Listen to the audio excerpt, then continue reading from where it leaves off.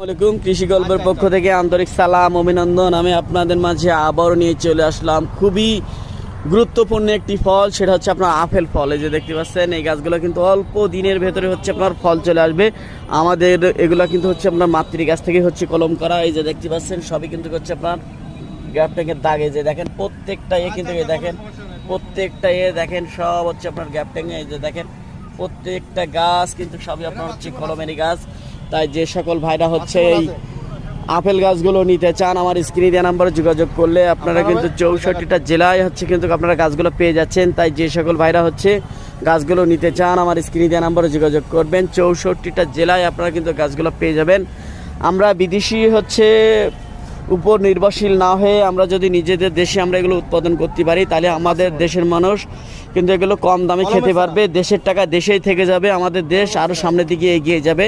তাই আমাদের এগুলো বেশি বেশি পরিমাণ হচ্ছে আমাদের এগুলো দেশে লাগাতে হবে।